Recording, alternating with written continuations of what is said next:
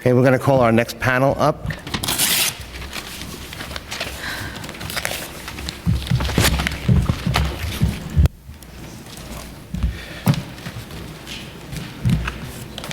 The next panel will be, and pardon if I mispronounced the name, Madhu Kojima from the Lenape Center. Ian Zabata, Western Bands of the, Shoshare Nation of Indians.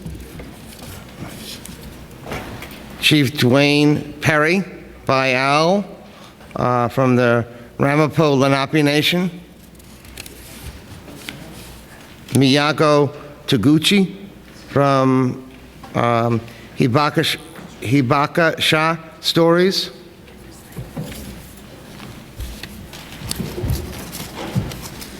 And I just want to remind everyone that we are going to give all those presenting testimony today 2 minutes to present testimony. And if you have a written testimony, please give it to the Sergeant at Arms, and then they will distribute it to us. I don't have extra copy. Okay.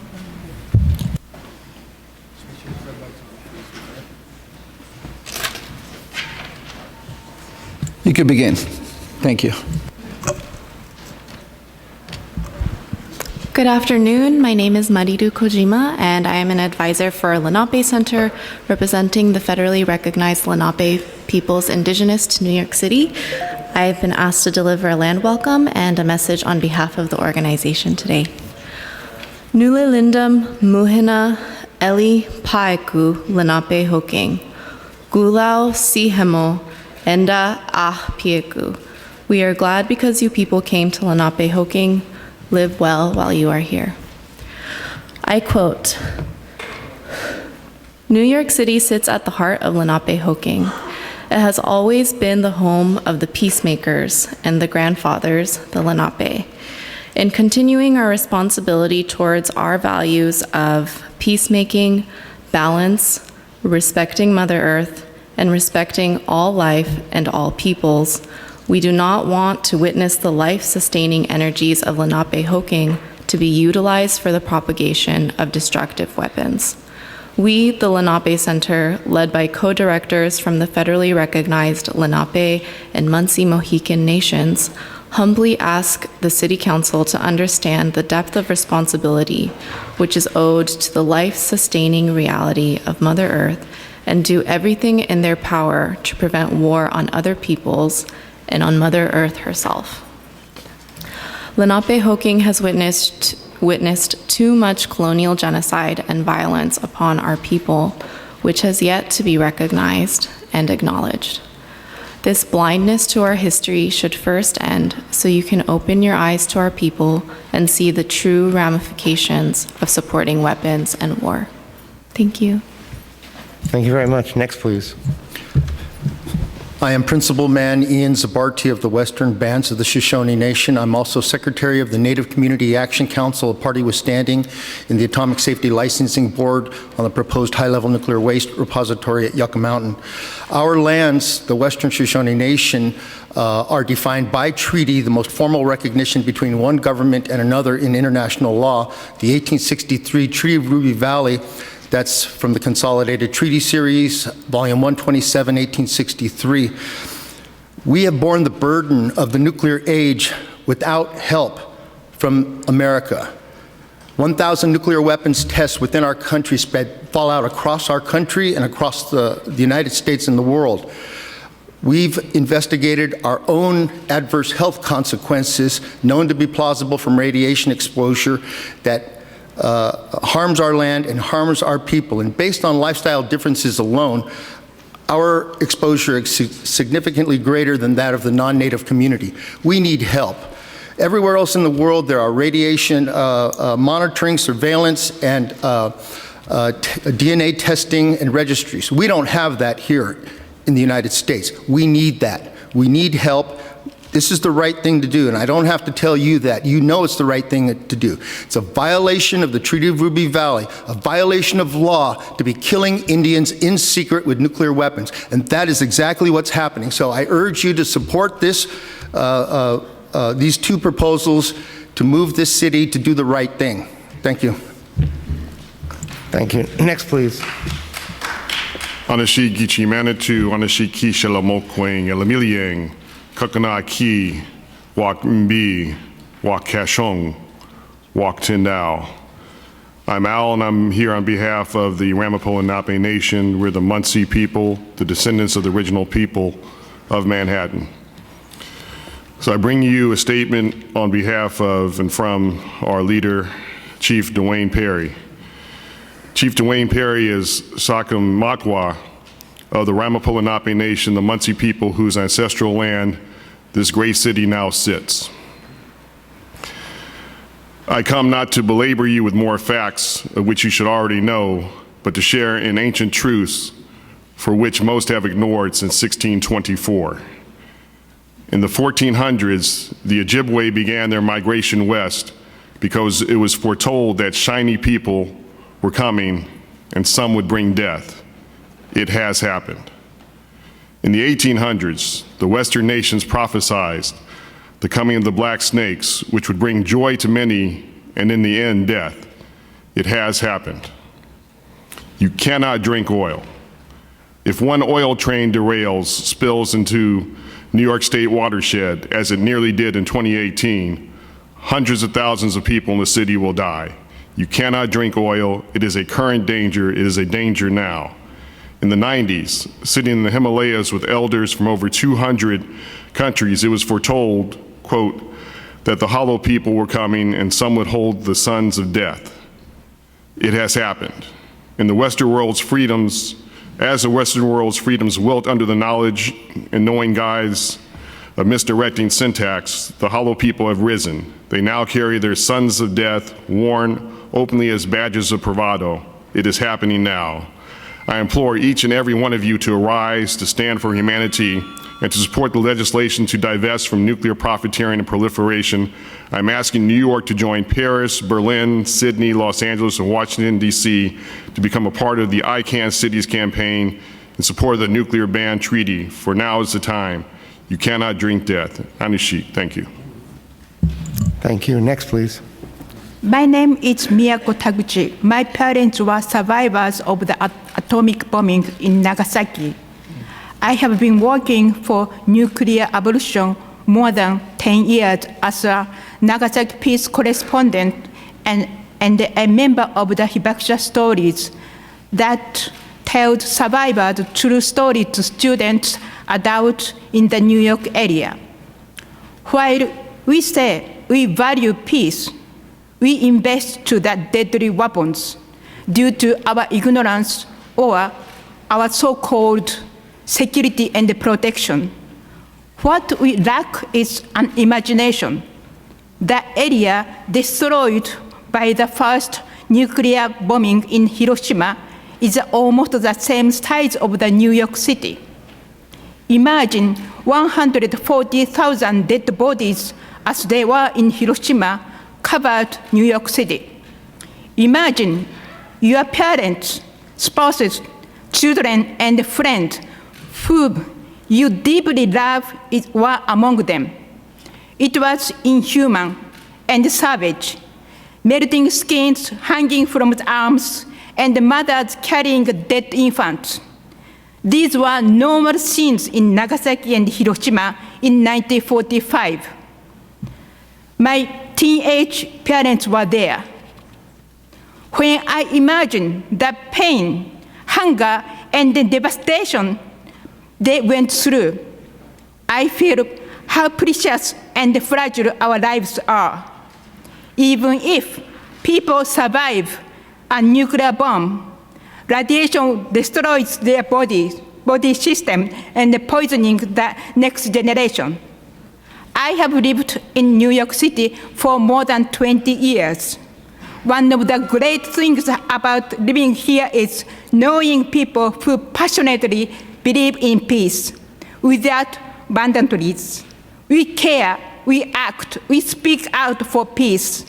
I hope New York City will set the standard for nuclear abolition.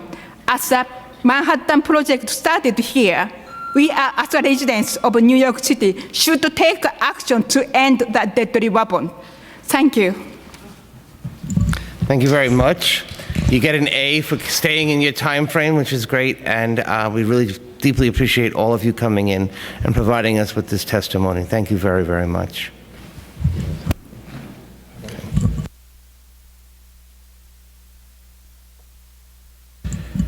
Okay, Frida Beragon. Kings Bay. Can't make out the last word, I'm sorry. Elizabeth McAllister from Kings Bay also. Amanda Delosio, the Catholic worker. And Joanne Kennedy, representing Martha Hennessy. And by the way, if you have written testimony and you want to give it to the Sergeant at Arms, they'll pass it out to us here. If you have written testimony but didn't make copies, you can always submit them to us at the council as well. We're going to get you the email address as well. Good afternoon, everybody. Thank you Hold on, so much for somebody this. missing. Oh, Amanda's missing. Joanne Kennedy is speaking on behalf of Amanda. Okay, but there was one other I thought. Oh, Sorry, Carmen Trotta is also not able to be here today. Okay, all right, so we just want to make sure we have the right cards for the right people. Oh, yeah. Okay, so begin, please. Okay, great. Okay, we'll do one more, I'm sorry. Reardon? Betty. Betty, I'm sorry. International Institute on Peace and Education.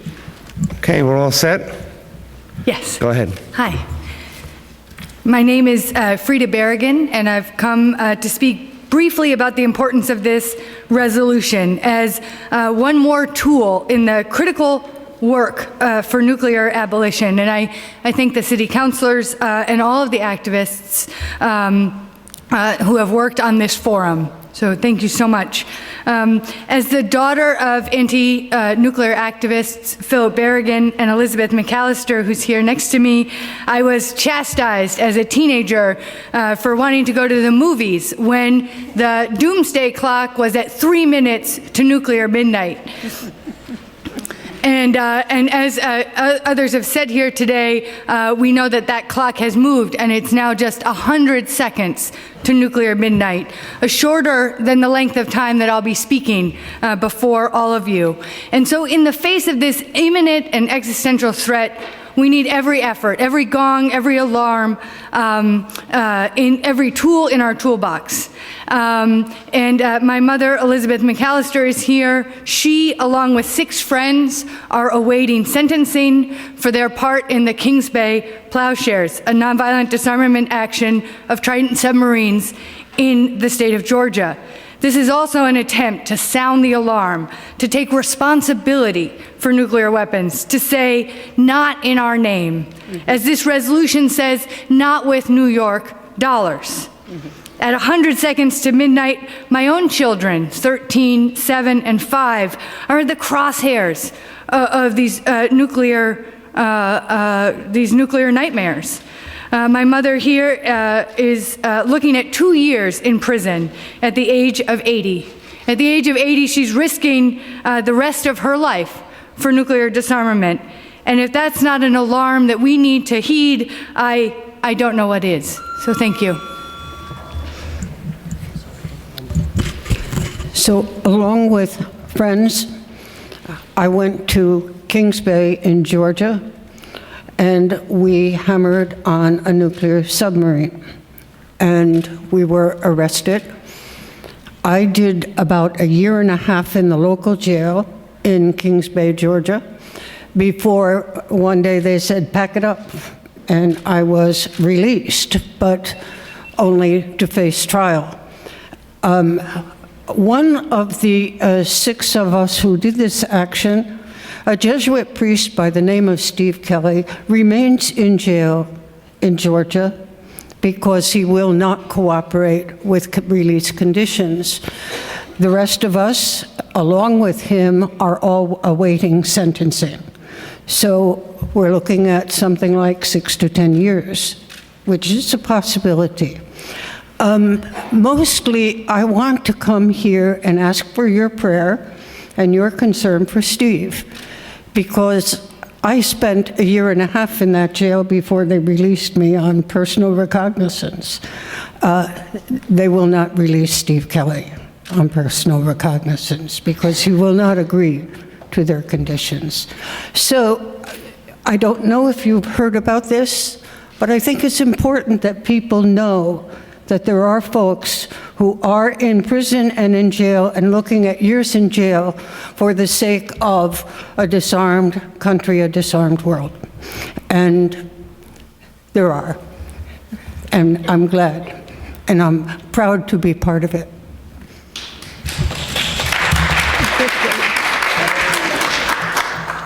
Thanks so much, Liz. So my name is Joanne Kennedy. I'm going to be reading a letter from Martha Hennessy, who's one of Liz's co-defendants, who couldn't be here today. So here's what Martha says. I only fixed her grammar a tiny bit, so don't tell her, but I'm the editor of The Catholic Worker. I can't help myself. And a big thanks to Danny Drum for all this work. We really appreciate it. All right.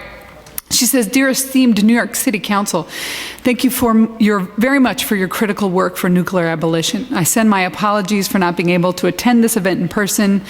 I am Martha Hennessy. I'm part of the New York Catholic Worker Movement and the Kings Bay Plowshares communities, and I'm currently awaiting sentencing for our conviction in the nonviolent disarming action that took place on April 4th, 2018 at the Naval Station in Kings Bay, Georgia.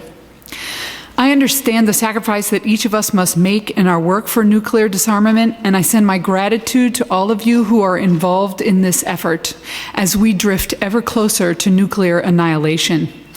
We need resolutions, actions, divestments, boycotts, people in the streets, economic shutdowns, and all of the rest to make our voices heard. The governmental/corporate profiteers will not let go of their schemes unless we make them. And it can begin with initiatives such as this public hearing and resolutions put forth by local governments. We can no longer bear the risks and unsustainable costs of our nuclear arsenal, which is both immoral and illegal. Let's take back our money and resources and apply them to the needs that cry out around the country and the world. We no longer consent to a vision of a future that could bring horror on the heads of all humanity.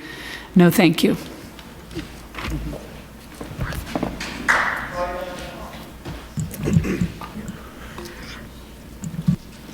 My name is Betty Reardon. I'm The mic. I have, this one, okay. There we go. I'm Betty Reardon, founder of the International Institute on Peace Education. First, I want to thank the City Council for this hearing because it's a clear demonstration that at least some elements in our government still listen to the electorate and pay attention to the concerns of the citizens. It's the younger citizens that I'm most concerned about and why I want to see you pass this legislation and this proposition. I'm speaking as a teacher who learned the skills of the profession, being challenged every day by 13 to 16-year-olds who wanted me to help them to become responsible citizens. Just as the young people today are asking adults now to be responsible citizens, all of us have a responsibility to meet that challenge and to do everything in our power to assure their futures, and to listen to the demands they are making. The demands for a future held hostage by the greed and power of future-blind leadership that pretends to turn a deaf ear to their rightful demands, refusing to acknowledge the truth about nuclear weapons that these youngsters know. They are omnicidal, they are illegal, and they are immoral. I want to speak to the immorality. particularly the moral context in which we now raise the young, the demoralizing social and emotional climate, and the lessons in social ethics arising from the possession and potential use of the weapons. The young whom we hope to educate to construct an alternative to the present nuclear armed security system are enveloped in cynicism and fear that pervades and sustains this system. We see it in their attitudes and their behaviors. They are coming of age with few political constraints on behaviors. Do I have to stop? No, you can continue. Thank you.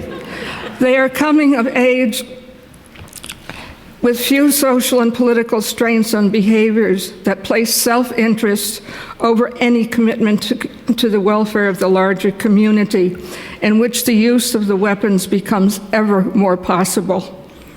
Many blatantly resist and reject authority. Some question the kind of a national security system and its weapons, the kind of security this national security system and its weapons of mass destruction provide for their generation. Why not live only for self? How can they care for and respect others when their country is prepared to wipe millions off the face of the earth in the name of a national security that manifests little care for their futures or their daily well-being? Why delay any available immediate satisfaction to prepare for a future so uncertain? Please think of these despairing questions as you deliberate on the proposition and the bill. But think also of the youth who challenge rather than reject authority, demonstrating by the thousands they know the risks that knowledge dictates to conscience. They speak truth to power. Let us all manifest similar courage to face truth and act accordingly. During the early 1980s, when nuclear weapons and their consequences were part of the popular discourse, teachers were at pains to keep children from the destructive fear that had produced nightmares in some.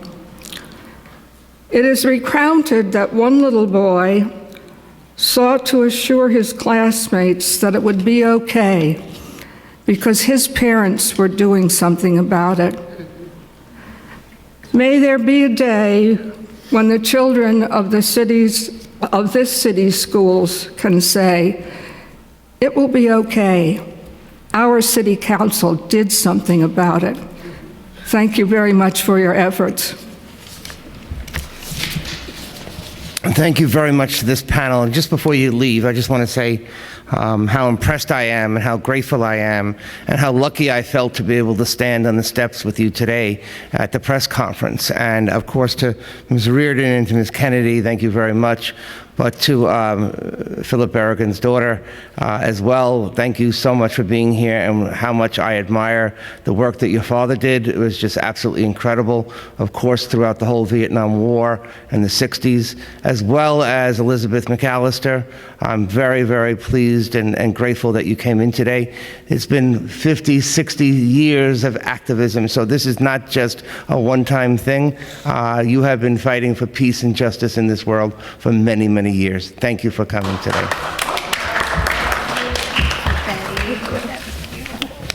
Okay, our next panel is William Hartung, Blaise Dupree,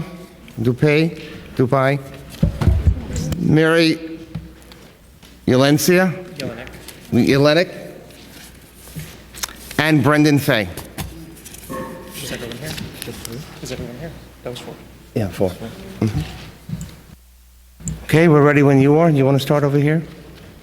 Yes, I'll be brief because we have no choice. My name is William Hartung. I work at the Center for International Policy. I'm an expert on nuclear weapons, the arms trade, and Pentagon spending. I'm a Manhattan resident and a constituent of Councilmember Helen Rosenthal. I think what we're doing today is one of the most important things we can do to build a grassroots movement to put an end to nuclear weapons. Short of hiding the nuclear button from Donald Trump, I can't think of anything more important that we could be doing today. Passing the resolutions before you will put New York City in the leadership role in reducing the danger of nuclear war, also freeing up funds for desperately needed programs for housing, education, and environmental protection. And we'll be joining a growing international consensus for eliminating nuclear weapons before they eliminate us. This is an issue for everyone. A full-scale nuclear exchange would end life on this planet. Even a so-called limited nuclear war could put 2 billion people at risk of famine. So we don't leave it to experts to decide or one level of government to decide. It's up to all of us, particularly when you think that some of the experts are funded by the nuclear weapons industry. So not only lives are at stake, but huge amounts of money. The Pentagon wants to spend $1.5 trillion on nuclear weapons over the next decade, a waste of money that will make the world a far more dangerous place. And there's a long, honorable history of states taking the lead on issues like ending the apartheid regime in South Africa, on issues like promoting the nuclear freeze campaign in the 1980s. And I think in the case of New York City, we are a leader of the world. I think people look to us for guidance on many issues. So I think, are we to pass these and with the cooperation of the administration, carry forward faithfully these resolutions, I think there'll be a ripple effect all over the country and all over the world that would make a huge difference. So I thank you for taking your leadership on this issue. Thank you very much. Next, please. Hi. My name is Blaise Dupree. I'm here today as a lifetime New York resident and asking the Council to support the Resolution 976 and Introduction 1621. My hero, Dr. Martin Luther King, spoke about the fierce urgency of now, and there are no better words to describe where we find ourselves today regarding the threats of nuclear war and the survival of our planet. While our federal government is in complete crisis, with the executive branch starting a new arms race, it is our city on the front line of any potential conflict that has to step up and show leadership, have vision, and moral clarity of who we are and where we need to go. And I applaud the City Council for showing that leadership in this legislation that is before us today. I was born in New York City and grew up on 22nd Street in Chelsea in the 70s and 80s, and I was shocked to learn only recently that on 20th Street, over 300,000 pounds of uranium was stored during the 40s for the Manhattan Project, and that site was not remediated until the early 1990s. Over 50 years it sat radioactive. The Intro 161 gives us an opportunity to create curriculum for our schools so that children can learn about our history, and we can make sure that the remediation was complete and that all the other sites that have radioactivity have been cleaned up. With the passing of adoption of the Treaty of the Prohibition of Nuclear Weapons, we finally have a law that puts the reality that these weapons are immoral instruments of omnicide that have no legitimate use and threaten the survival of life on Earth every minute of every day. While we continue to work for that goals, we have a federal government and we work to get a federal government that recognizes this reality and signs and ratifies the treaty. We cannot wait for that eventuality. We must put pressure on the corporations that profit from the manufacture of these weapons and make it untenable for them to continue business as usual. By divesting the city pension fund from these corporations, we send a powerful message to the country and the world that New York will not stand idly by. We will not have our money invested in our own destruction. Please pass these vital pieces of legislation and show that New York City has the moral leadership to overcome the blind militarism that has taken us to this brink. Thank you. Thank you. Next, please. Good afternoon. My name is Mary Jelinek. I'm a New Yorker, an attorney, and the main representative of the NGO delegation to the United Nations of Pax Christi International, a global Catholic peace movement active in more than 60 countries around the world and with a very strong and active presence here in New York City. It has been 75 years since the United States plunged the world into the unspeakable horrors of nuclear weapons. We at Pax Christi, too, were founded 75 years ago and have worked tirelessly since that time, including as a longtime member of ICANN, to abolish those horrific weapons. Symbolically and in solidarity with the Hibakusha, Pax Christi will be holding our own 75th anniversary World Assembly this May in Hiroshima. Pax Christi salutes and strongly supports and thanks the New York City Council for your pending initiatives regarding the prohibition of nuclear weapons in New York and in the pension holdings of New York City public employees. It's very fitting that New York take a lead in this for reasons that other people have articulated. By hosting the United Nations, New York has already played a key role in the evolution and adoption of the landmark Treaty on the Prohibition of Nuclear Weapons. And we New Yorkers who lived here on 9/11 will never forget the mass deaths and destruction at the site of the World Trade Centers caused by a relatively low-tech assault. New Yorkers understand how incapable we would be of responding to a nuclear explosion. The magnitude of devastation of life and infrastructure would be beyond any capacity to address. You on the New York City Council recognize this horrific reality, and thank you for that. These two important legislative initiatives are necessary, and we support you. You are taking a critical step toward ensuring that the unthinkable remains just that. Thank you. Thank you. Brendan. My name is Brendan Fay, and I am with the New York City Divest campaign and St. Pat's for All. I urge all members of the New York City Council to support and pass the legislation to divest New York City pensions from nuclear weapons production and support the global movement for nuclear disarmament. I was a teenager in Ireland when I first learned about the horrors of August 1945 bombing of Hiroshima and Nagasaki from the women of Greenham Common and leaders of the Irish campaign for nuclear disarmament. This awakening in me as a teenager to the horror and presence of nuclear bombs and their threat to the human family has never left me since that early awakening. Indeed, I was only left with a sense of the human responsibility not to be indifferent.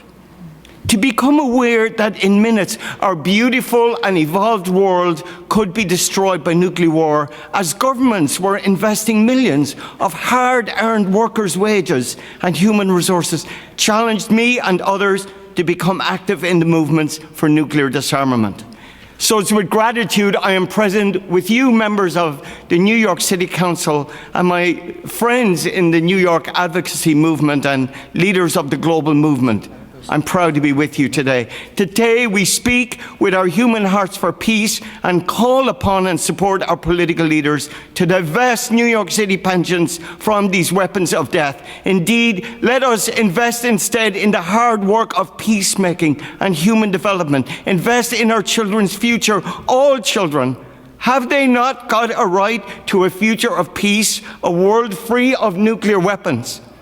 Every dollar invested in nuclear weapons is taken from resources desperately needed for healthcare, for the child with sickle cell, with cancer, schools, housing, food for the hungry. Echoing leading New Yorkers who before us spoke out, from Bella Abzug, Bayard Rustin, Dorothy Day, and right here in this chamber, Paul O'Dwyer, may future generations say of all of us, we too spoke up. This afternoon, let the message go from us in this City Hall be loud and clear. No more investing in weapons of mass destruction. And because we care for life in our city and our world, we love our earth and our children, we unite as citizens with you political leaders and take this stand to preserve peace for future generations. Thank you. Thank you very much. Thank you to this panel. Thank you to Brendan in particular for the introduction to Kathleen Sullivan. I really appreciate that, and for getting me on board of this and making me aware of everything that's going on. Thank you. Thank you very much. And by the way, we've had over 35 or so tweets. So if you tweet and you want to tweet about the hearing today, that would be great. Keep it going. Let everybody know what we're doing here today. Our next panel is Maura Keaney from Amalgamated Bank. I haven't seen Maura in a long time. Alice Slater, World Beyond War. Ray Atchison, Women's International League for Peace and Justice, I think? Freedom. for Peace and Freedom, and Jacqueline Cavasso from Mayors for Peace. Is everyone here?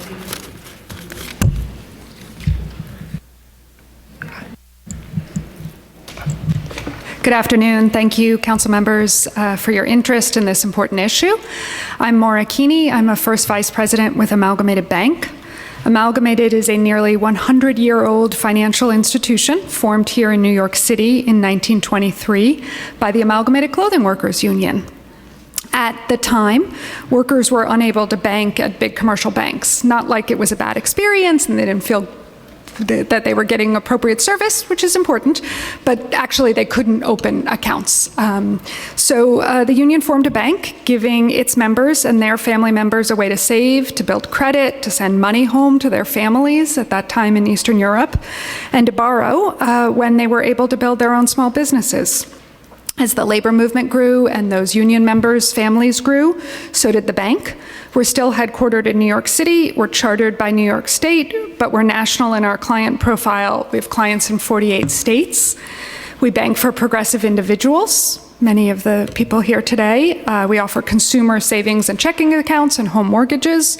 But on the commercial side, we specialize in banking for, lending to, and investing for socially responsible businesses and nonprofit organizations like Planned Parenthood, Color of Change, the Sierra Club, SEIU, the Transgender Legal Defense and Education Fund, and hundreds of others. We also bank for much of the Democratic Party and many New York City candidates and elected officials.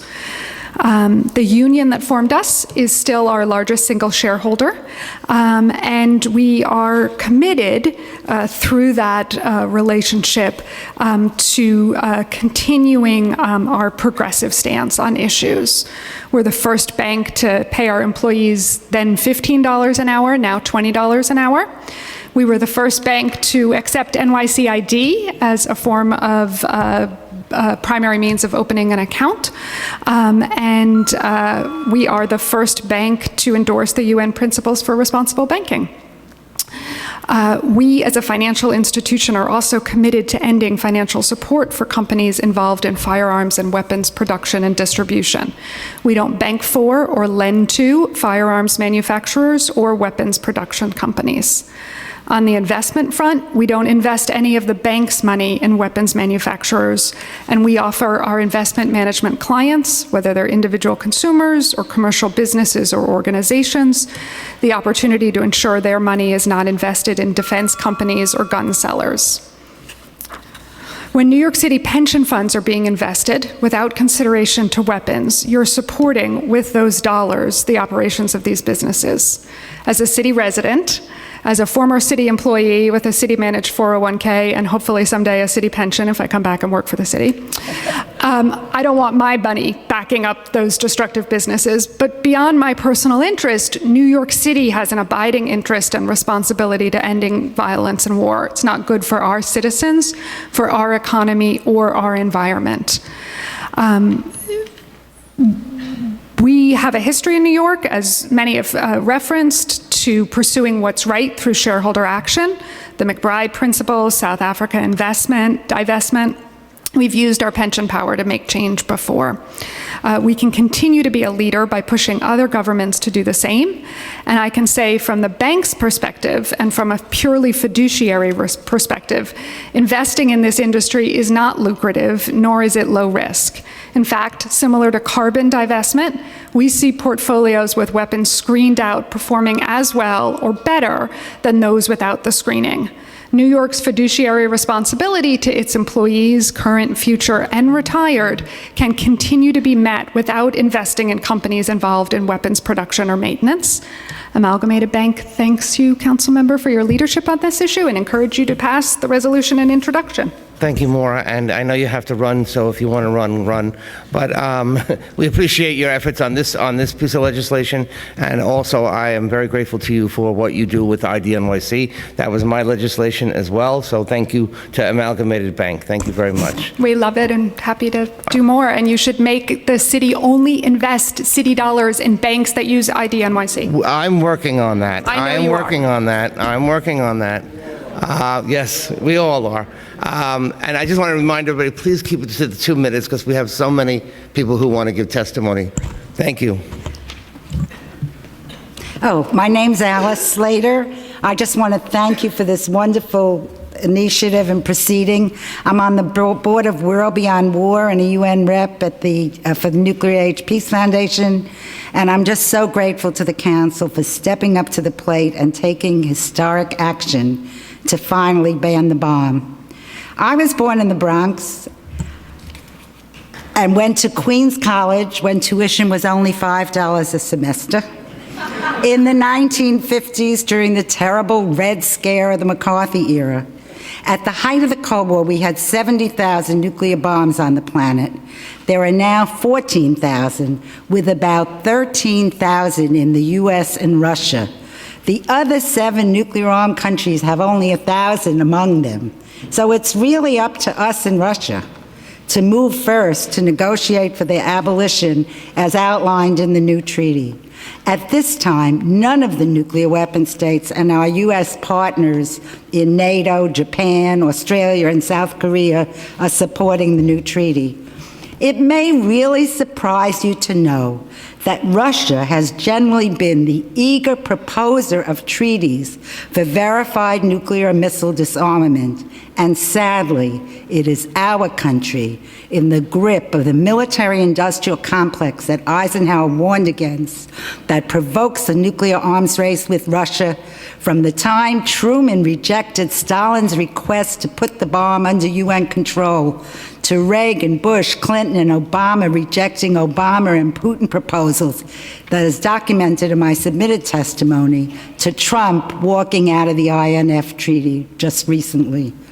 Walt Kelly, the cartoonist of the Pogo comic strip, during the 1950s Red Scare has Pogo saying, "We met the enemy and he is us." We now have a breakthrough opportunity for global grassroots actions in cities and states to reverse course from plummeting our Earth into catastrophic nuclear disaster. At this moment, there are 2,500 nuclear-tipped missiles in the US and Russia targeting all of our major cities. As for New York City, as the song goes, if we can make it here, we'll make it anywhere. And it's wonderful and inspiring that a majority of this city council is willing to add its voice for a nuclear-free world. Thank you so much. Thank you. Next, please. Hello, thank you very much. My name is Ray Atchison, and I'm with the Women's International League for Peace and Freedom, as well as the International Campaign to Abolish Nuclear Weapons. It's unfortunate that the folks from the mayor's office left, because I do indeed have the Nobel Peace Prize that we could have shown to them, but anybody who wants to support the legislation can absolutely have your photo taken with this later on. But I also wanted to comment on some of what the mayor's office was saying this morning, because I think it's important for our discussion. This is really both an international and a domestic issue. I think that is irrefutable. And when the federal government won't stand up for our safety and security, we need to do it at all other levels of government that we possibly can. The idea that we don't have the appropriate interagency or public coordination or expertise capacity within our offices can't be an excuse for not doing anything. To say that we don't have capacity is to say that things have to just stay the same. And this is the exact same mentality of why we have nuclear weapons all these years later, knowing exactly what they do to human bodies and to the environment. It's this idea that we still have to have them. We're told this is just the way the world is, this is how things work, and that we need them for our security. And we're told all this by the people and the companies that profit from these weapons. The rest of the world, well, not all of the rest of the world, but a lot of the rest of the world, 122 countries at least, have rejected this kind of mentality by voting for the adoption of the Treaty on the Prohibition of Nuclear Weapons in 2017. And this treaty is really a rejection of this idea that might makes right, or that we can only achieve our security through massive radioactive violence. This is really not the way things are, and it's not something we should accept, and it's not something that New York City should accept, ever. And as Councilmember Rodriguez said, we need to reject nuclear weapons, not just in word, but in action, that New York City needs to be a progressive city in everything that it does. And it can do that by endorsing the Nuclear Ban Treaty, divesting from nuclear weapons, and setting up the advisory committee. Thank you very much. Thank you. Next, please. Thank you. My name is Jackie Cavasso, and I serve as North American Coordinator of Mayors for Peace. I speak today in support of Intro 1621 and Resolution 976 on behalf of Mayors for Peace, and it is my honor to convey warm greetings from Mayor Kazumi Matsui of Hiroshima, the President of Mayors for Peace. Mayors for Peace was launched in 1982 by the mayors of Hiroshima and Nagasaki. It has grown to nearly 8,000 member cities in 163 countries, including 218 U.S. members. The U.S. Conference of Mayors, or USCM, the nonpartisan association of 1,400 American cities with populations over 30,000, has unanimously adopted ever stronger Mayors for Peace-sponsored nuclear disarmament resolutions for 14 consecutive years. Directly relevant to Res 976 is its 2016 resolution in which the USCM commends Mayor Denise Simmons and the Cambridge City Council for demonstrating bold leadership at the municipal level by unanimously deciding on April 2, 2016 to divest their $1 billion city pension fund from all companies involved in production of nuclear weapons systems and in entities investing in such companies. Relevant to both bills, the USCM calls on member cities to take action at the municipal level to raise public awareness of the humanitarian impacts and financial costs of nuclear weapons, the growing dangers of wars among nuclear-armed states, and the urgent need for good faith U.S. participation in negotiating the global elimination of nuclear weapons. One example among many is planting seedlings of A-bomb trees. And I note that New York Mayor Bill de Blasio, though not a member of Mayors for Peace, was a co-sponsor of this resolution. In its 2018 resolution, the USCM urges the United States government to embrace the Treaty on the Prohibition of Nuclear Weapons as a welcome step towards negotiation of a comprehensive agreement on the achievement and permanent maintenance of a world free of nuclear weapons. Intro 1621 would establish an advisory committee to examine nuclear disarmament and nuclear weapons-free zone. The Commissioner of the Mayor's Office on International Affairs would serve as chair, and I wish the city was here to hear me say that Mexico City, a vice president city of Mayors for Peace, the International Affairs Department handles matters of nuclear disarmament. In any case, 3 members of the advisory committee would be appointed by the mayor. This makes it all the more natural for Mayor de Blasio to join Mayors for Peace. He has been personally invited by the mayors of both Hiroshima and Nagasaki, and I would publicly like him to invite him again to join. Hiroshima is prepared to welcome New York City to Mayors for Peace by offering to plant an A-bomb sapling at a mutually agreed location in New York, and I invite you to read my written testimony for more in-depth information and analysis. Thank you. Thank you, and I'd like to see the mayor sign on to that as well. So, good. Thank you. Yes, give me a package. Next, Seth Sheldon from ICANN. Raymond Black from ICANN. Elaine Scarry. And Jamie Bauer. Seth, do you want to start? Sure. My name is Seth Sheldon, and I am the United Nations liaison for ICANN, winners of that Nobel Peace Prize that Ray Atchison has just displayed for you. But before and above any of that, I'm a New Yorker. I was born and raised in Canarsie. I went to PS 279, IS 239 in Brooklyn, then Stuyvesant. Today I'm a law professor at Keaney School of Law. My whole family, since my grandparents emigrated here, have been artists and public school teachers in this city. I know about New York, I care about New York. In my written submission, I'm detailing the merits of Reso 976 and Intro 1621. I was planning to focus on just one aspect of those bills, but even if it cuts short my time, I want to start by saying that I am disappointed to hear what Moya had to open with, their demurrance on 1621 based on capacity and scope. Their excuse is not commensurate with the dire threat of this issue. And it is so obvious that these bills are intended to address issues both domestic and international that I suppose it's fine I only have 2 minutes to say that because it is really that obvious. And this will be even more true as international law continues to develop, including with the Treaty on the Prohibition of Nuclear Weapons. But I wanted to focus with the remaining time on the ICANN Cities Appeal component of Resolution 976 because as ICANN's UN liaison, I work closely with governments that are evaluating their country's plans regarding the TPNW. And so I can testify firsthand how, by declaring its support for the treaty, New York City can advance adherence while also advancing global disarmament norms in general. The ICANN Cities Appeal counters a frequent argument we hear from nuclear-armed governments that their citizens are protected by nuclear weapons and that they want them. There's only a few countries that argue this, but the US is one of them. And in fact, the day the treaty was adopted by a solid majority of the world, the US even asserted that we do not intend to ever become a party to it, ever. All New Yorkers should be offended by this anti-democratic argument that the Trump administration speaks for generations not even yet born. The ICANN Cities Appeal provides a powerful rebuttal. New York's going to join other American cities from DC to LA, together with hundreds of cities around the world that have already endorsed the treaty in this manner. This encourages countries to sign and ratify as it moves toward entry into force. And it makes sense for cities to speak up. Because, after all, nuclear weapons don't target soldiers on battlefields, they target civilians in cities like this one. Local governments have a big role to play, especially ours, given New York's legacy. Nuclear weapons are a New York problem, and these bills offer a New York solution. Thank you. Thank you, Seth. Next, please.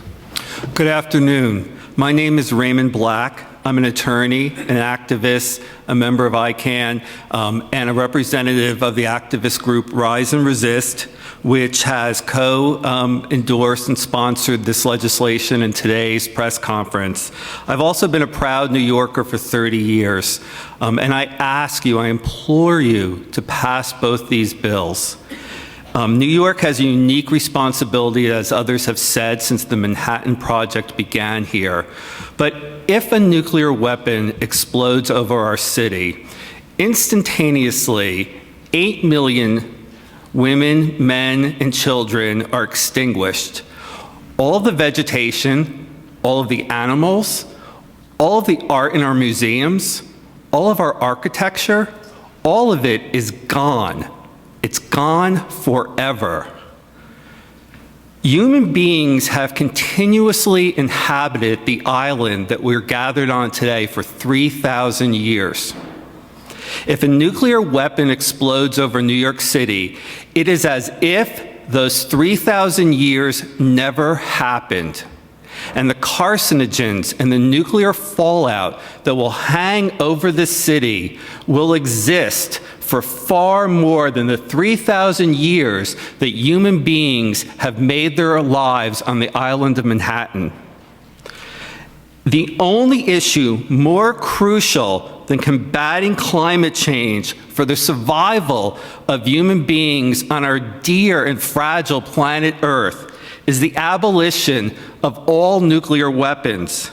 As a member of the activist community here in New York City, I promise you that we will be back on this issue and do whatever it takes to get these bills passed. And I thank you so much for the leadership you're taking today. Thank you. Next, please. My name is Elaine Scarry. I'm a professor at Harvard and the author of a book called Thermonuclear Monarchy, which shows that nuclear weapons and governance are mutually exclusive. I'm not a citizen of New York, but I'm a soulmate of New York, as I think everyone in the United States is. Nuclear architecture has two extreme features. The first is the level of injury. We know from the most recent work on nuclear winter that if even a tiny percentage of the current arsenal is used, not 1%, but 0.03%, 44 million people will be casualties, and 1 billion people will die within the first month. Nuclear weapons have eliminated the capacity for self-defense, the right of self-defense, which underlies all our other rights. It's also eliminated the capacity for mutual aid. The International Red Cross has said that if even a single city is hit, their worldwide resources can't help. But there's a second feature of nuclear weapons, and that is that this level of injury is brought about by a single person. The nuclear architecture arranges for a single person to bring about this genocidal level of injury. In our own country, that's the president acting alone with no consultation or breaking power provided by the citizenry or Congress or the courts or even by his cabinet. And as we know from former missile launch officer Bruce Blair, that presidential launch order is only the length of a single tweet. Both of these features are wildly illegal. International law completely outlaws the level of suffering I've described. National law, the Constitution, completely outlaws having an arrangement for war that lets a single person with no testing by the population or the Congress injure a foreign population. We need to honor both our national laws and our international laws by eliminating these weapons as quickly as possible. And the Resolution 976 and Bill 1621 are a strong step in that direction. Thank you very much. Next, please. Yeah, thank you for this opportunity to speak before you, and I'd also like to thank the other panelists for providing their eloquent testimony. I'm Jamie Bauer. I'm a native New Yorker, and I retired from New York City Transit in 2014 after 33 years of service. I'm a civil engineer and an urban planner. I purposefully picked a socially responsible career that allowed me to serve the public and the city that I love. There is nothing that makes a retiree happier than getting that NYSERS check the first of every month. I live on my pension, and when inflation eats away at it, I will supplement it with the savings from my 401k and 457. New York City Transit provides a really good standard of living. But unlike my 401k and 457, which are invested in socially responsible funds, I have no control over the money in the pension system, money that I contributed. There is no way that I would invest my money in nuclear weapons production, and I implore you to pass Res 976 so that New York City will divest public employee pension funds from companies involved in nuclear weapons production and maintenance. Thank you. I have a quick question, because and if you could make it real quick, because we have a lot of people. You know, the other side will ask the question, well, if we get rid of all of the atomic bombs that we own here in the United States, that we possess, then that would give a military edge to the enemies. How would you answer that? I would answer it by saying that we should see that most other countries are way in advance of the United States in stepping forward. Even North Korea testified in 1995 at the International Court of Justice that nuclear weapons should be designated illegal. At that time, North Korea and India didn't have nuclear weapons, but they said if the United States doesn't get rid of them, we have to. Also, with this new treaty going through the UN, the single nuclear state that stepped forward to support it was North Korea, and they didn't sustain that support, but they at least initially saw the wisdom of it. So we need to wake up to the fact that most other countries, and certainly the citizenry of other countries, are at least as eager as the citizenry of this country to eliminate nuclear weapons. Thank you. I can add, too, that, you know, as a New Yorker, when I hear something like that, it reminds me a lot of the argument that the only way to stop a bad guy with a gun is a good guy with a gun. And we've had a lot to say about that type of argument in New York. It doesn't make sense to us. We've internationally had an easy time saying that other weapons of mass destruction aren't something we should build to maintain a competitive advantage. We've gotten rid of chemical weapons and biological weapons by similar treaties. There's no reason that we should hold all weapons of mass destruction illegal other than the most destructive ones. It boggles the mind that anyone would make that argument and succeed. Thank you so much. Okay, now our next panel is Jonathan Granoff. Sorry, Jonathan. Michael Lent, Tom Gogan, and Robert Kroonquist. All right, let's start over here. Thank you very much. My name is Jonathan Granoff, and I'm the Senior Advisor to the Committee on National Security of the International Law Section of the American Bar Association. I am also the United Nations representative of the World Summit of Nobel Peace Laureates. I'm here on behalf of MOVE, the Nuclear Money Initiative, and I'm the president of the Global Security Institute. And I wanted to say that I had a speech prepared, and I've given my remarks to you in writing, but the commissioner's comments, particularly her shocking ignorance of the very fact that the first resolution of the General Assembly of the United Nations was to get rid of weapons of mass destruction, naming atomic weapons, that there is an existing international legal obligation under the Nuclear Non-Proliferation Treaty to negotiate the elimination of nuclear weapons, and the Prohibition Treaty is a step to fulfill that obligation. Her ignorance that the Sustainable Development Goals that she's committed to advancing, number 16 of those Sustainable Development Goals, specifically calls for fulfillment of the rule of law and accountability at all levels of government, including the City of New York, including the government of the United States, and including all governments in the world. All of those reasons are exactly why we need an advisory committee to advise her on going forward in an effective way. She made the case for us. And therefore, and then the only other hurdle that she laid out was economic and administrative. And I can see in this very room, we have experts of international law, we have experts in science, we have experts in geopolitics, we have experts in gender equity and women's rights, children's rights, education. Every one of those issues that she says is in her mandate, we could get for free. And to say that there aren't resources, the only resource standing in the way of getting rid of nuclear weapons is emotional, spiritual, and political will. And that's why these two resolutions are so important, because they express the will of the conscience of humanity. And if the people of New York, the first duty of this committee, the commission, I believe, is to educate the people of New York on the truth that we sit here under threat with this cloud and this sword over our heads for no good reason, number one. Number two, $1.7 trillion is a theft from the people, from schools, hospitals, roads, and real security.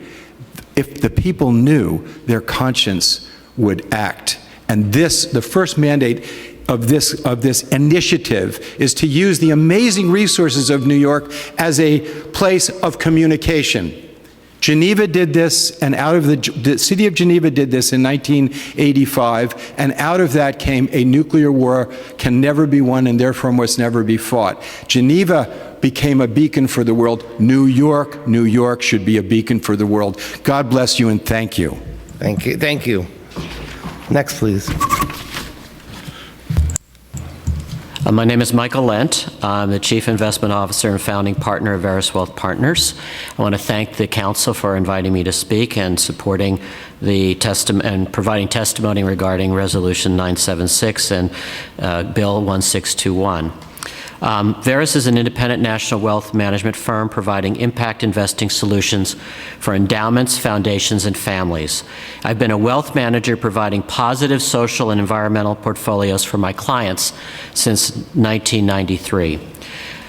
For the past 26 years, a significant number of my clients have been excluding the largest nuclear weapons, components, and systems manufacturers from their portfolios, often in combination with other exclusion screens. It has made little or no difference in the returns they received versus traditional portfolios that include manufacturers of nuclear weapons.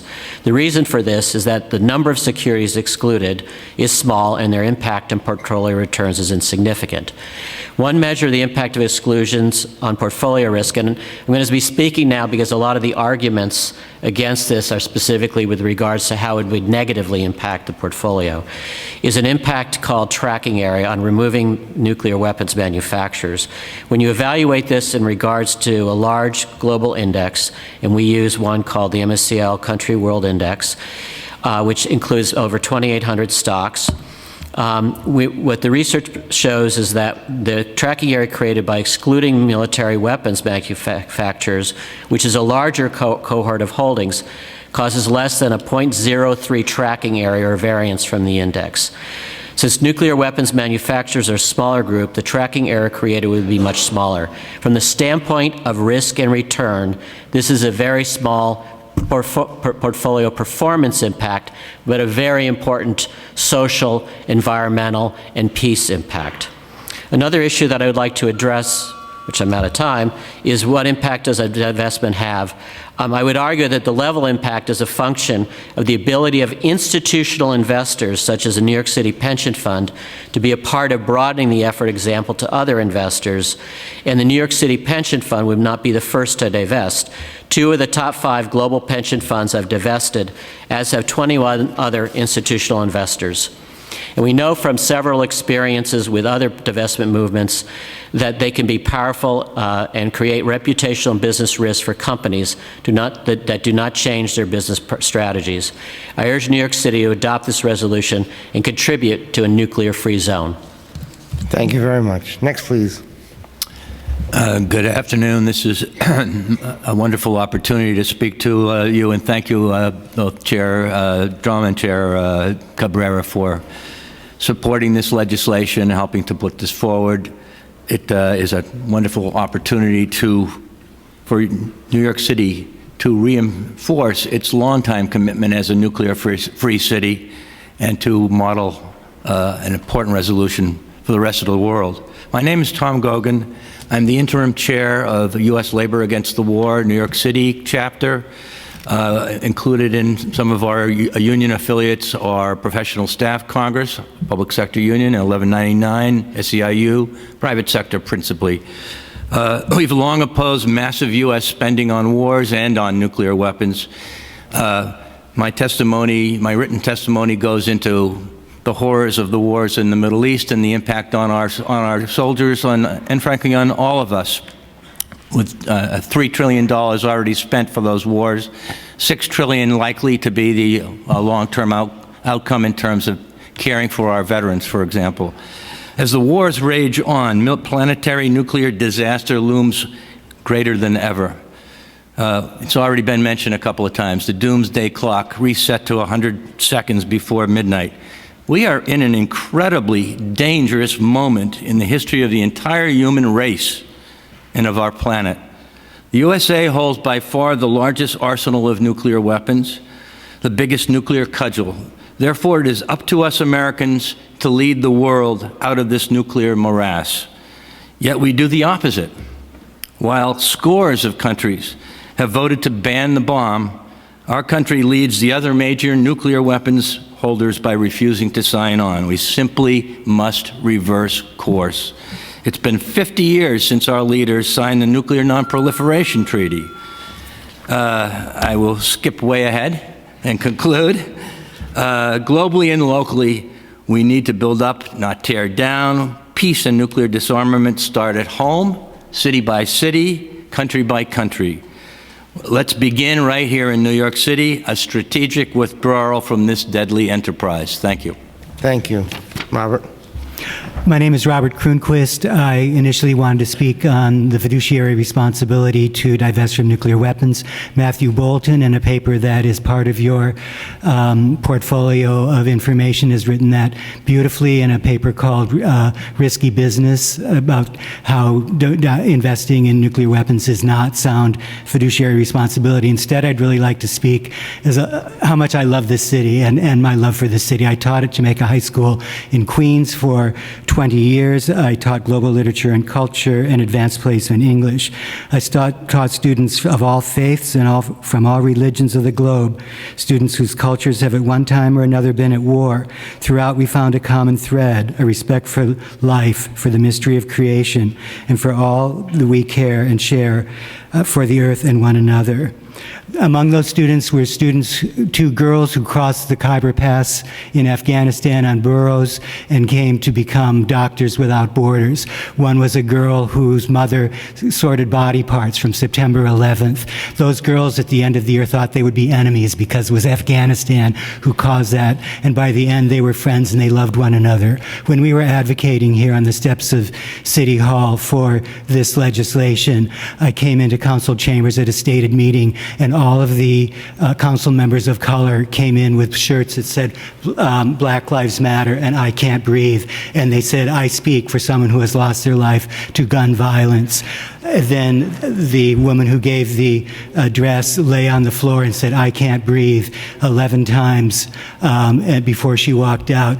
This is the New York City I love. These are the people that I'm doing this for.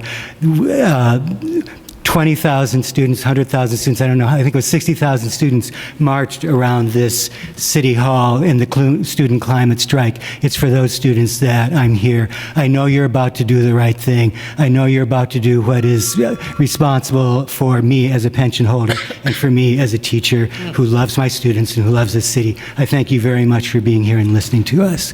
Thank you very much to this panel. We appreciate you coming in. Thank you very, very much.